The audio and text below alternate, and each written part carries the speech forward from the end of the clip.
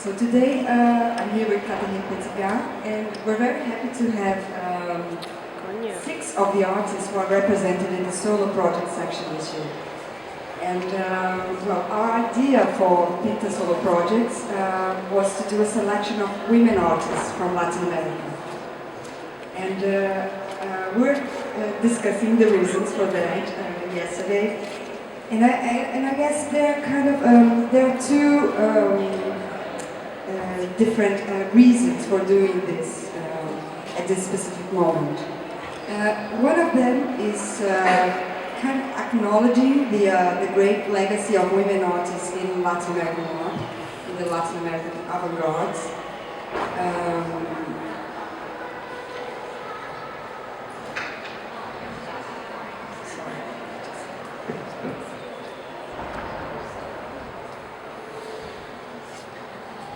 So historically, women have played a very important role in the avant-garde in many countries in Latin America. If you take Brazil, for instance, which is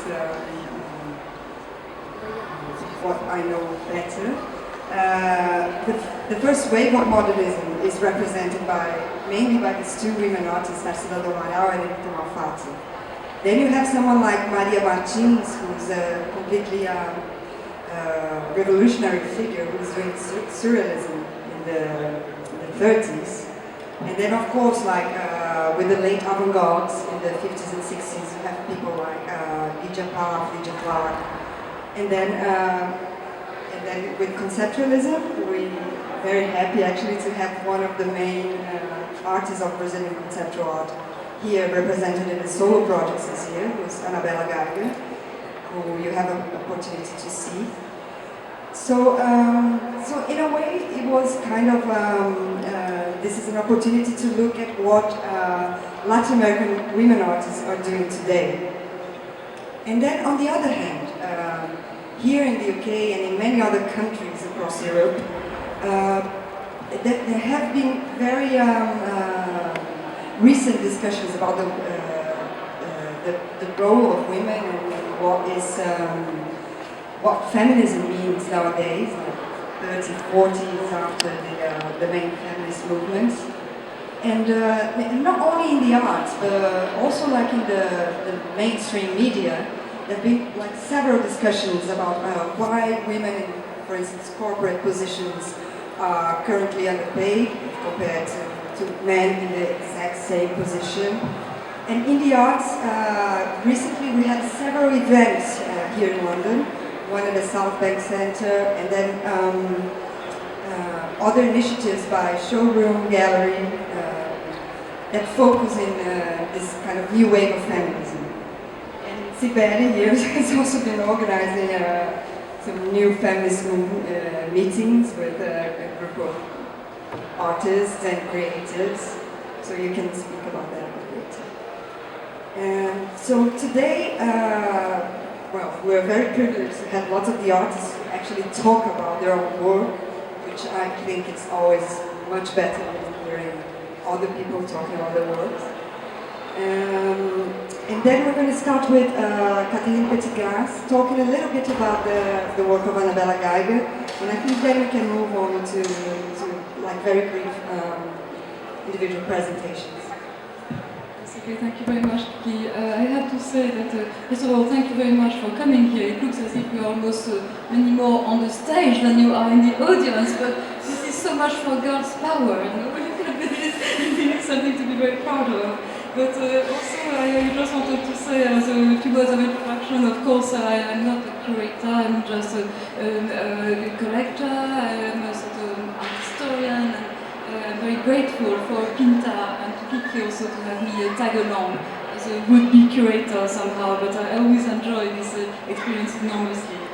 Last year we had selected a group of artists from Latin America that lived outside of their countries, that lived in Europe basically, and this year we decided together to focus on the women artists. As Kiki was saying, of course there is a great legacy of avant-garde artists who have been critical to the development of art in these areas, but also I think women are still underrepresented, especially commercially in the Latin American markets. I have had the chance to edit 2 books that are surveys of the contemporary art scene, first in Brazil and now in Mexico. And I'm struggling to find more than 25-30 women who have been able to develop a career, a sort of international career, as part of this survey of Latin American artists. So I think there is still a need to single out and to perhaps promote works by especially young women at a time when the time between leaving their art training and getting a commercial representation. I think this is still a very tricky time. And so for us it's very important to be able to promote this group of ladies and female artists as well. Well, as far as Annabella Geiger is concerned, I think it's a great privilege that Oral was able to bring her here. She was born in 1933, so she's now 81 years old. She was a great pioneer of a conceptual art, of experimental art more than anything, of video art. She was one of the precursors of video art, took part in the 1974 exhibition of videos at MoMA, has been in the MoMA collection ever since then, and has also done this fantastic series of work with postcards, postcard work, postcard that she found on newsstands, basically postcards of indigenous populations that were at the time being expropriated, that were brutalized somehow by the regime, by the dictatorship in Brazil in the 70s, and recreated these works where she reenacts some of the attitude that were depicted in the postcard, or here where she seems to replace her own eyes with those postcards. This work, I think, is iconic. Of course, Our Daily Bread, O Pão Nosso de Cada Dia, of course, alluding to the sacralization of food in those areas, the idea of the map of the Latin America and the map of Brazil that are sort of eaten out, alluding maybe to the host in mass, but also to that void and perhaps the difficulty of finding food in some of these areas. And basically the map is a recurring motif in her work. She's a Brazilian of Polish Jewish origins. She thinks very much about identity, about the center and the periphery, and her whole work on the mapping, I think, has been also critical and very influential to artists in the region. So we have here, I think, a wonderful selection of both her postcard work, her map work, and her videos, and I would very much encourage you to have a closer look at this display. I think now we're probably going to move on to Sandra Gamarra from Peru, who is here with the Leme Gallery from Galleria from Sao Paulo. Hi, my English is very limited, so I try to do my best. If you can help me. My practice in art turns around photography to painting. When I was a student, I worked in Lima and performed work only in a magazine or catalog. So what I do is make a real artwork, not a true artwork, but it's a kind of attempt to fill the void that international artworks have in. For this collection, I create a museum, a fictional museum, to create the collection for this fictional museum. During the last 4 or 5 years, I'm still copying artworks, but photojournalism as well, because I think photojournalism is like our historic painting, the actual historic painting. And for this project, take some more pieces from my last individual show and turns around the modernists in Peru, like non-ending project, and how this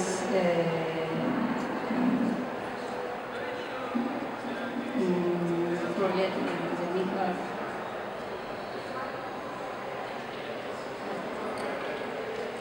how this truncated project ended in the violence of the 80s and 90s in Peru. So I paint in the back of the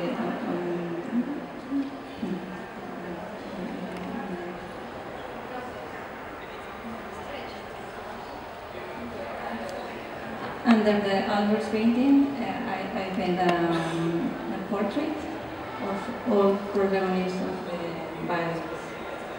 For example, in this image.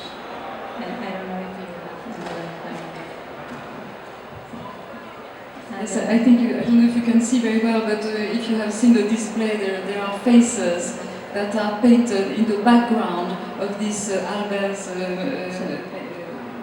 So you have to stay close to the paint to discover this portrait.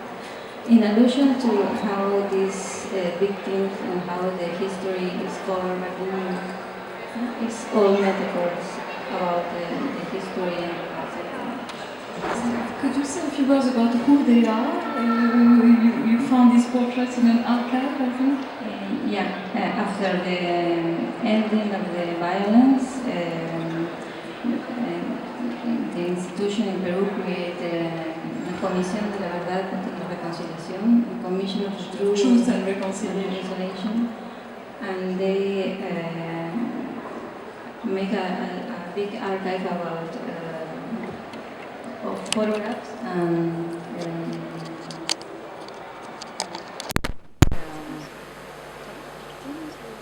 photographs of the photojournalists, for example, photograph of the victims, but as well as I don't know how to say it. The commission give the word to the victims to talk about it. All these all the histories are joined in a public archive. You also show a video. Do you want to say a couple of words about the video? And at the videos you can see at the project room. I take 3 texts from 3 important philosophers and thinkers in Peru and 1 Mexican. And I choose the text that where they talk with some kind of positive view about the modernists and the image they accompany. That goes with it. The image you can see and with the text talk about all the country, no? Or the opposite of the text. Yes. It's quite interesting because Sandra is our first display in the special project room and a rather political work. And our next speaker is Anna, and she's the last display in the project room. And she also has work that is quite political. And Anna is from Spain. Maybe you can say a bit more about it. Bueno, hello. Thank you for inviting me here. I'm Latin, but not American. I'm from Barcelona, north of Spain, and I live in Paris. I'm a photographer and video artist. And what I do since more than 10 years is... Me la acerco. Since more than 10 years is working on the skin of and traces, les restes, and yes, traces in town. Something like being an archaeologist, So what interests me is how history is letting something in this skin in cities. This work I'm presenting here, for example, it's born with indignance movement. I don't know if you've heard about, but it was a very strong revolutionary movement in Spain against crisis. And everybody was in the street, sleeping in the street, but I was away from my home and from my friends that were there. So somehow I wanted to participate, but as I'm not there, I was looking this from a distance. So I saw in television once someone scratching a mirror, and it was a very strong image, and une vitre, comment se dice? A glass in the street. So I decided to take a plane and go and photograph this, because what interests me is something that happened, but turn it into art, not like a documentary only. So I went there, and the glass was perfect. They just put a new one. So I realized that it was far from there, and my work was going to be different, and about silence and about how this movement was disappeared.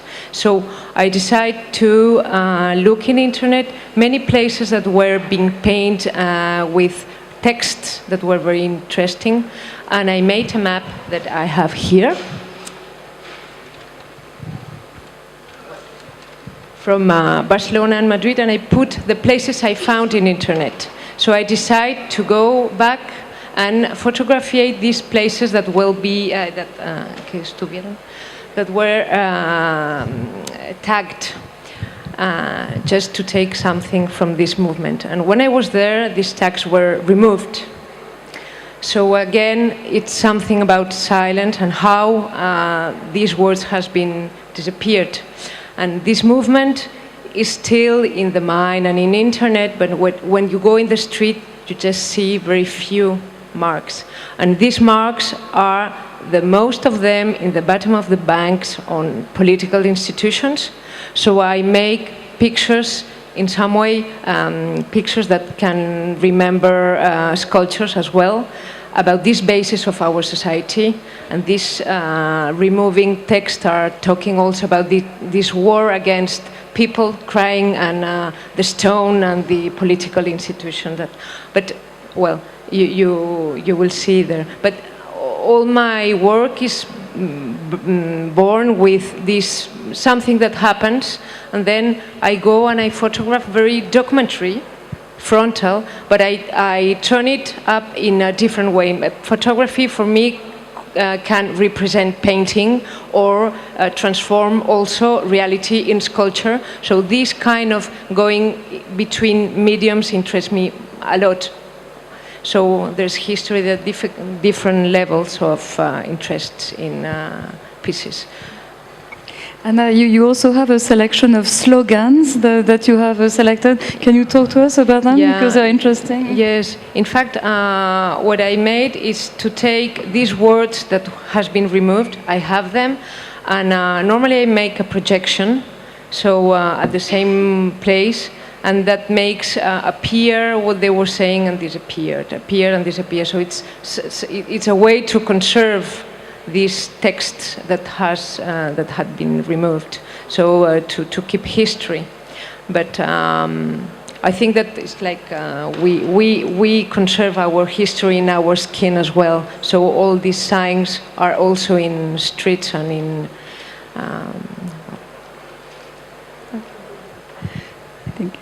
Our next artist is from Argentina, and it's a great pleasure to have her coming all the way, Jazmín López.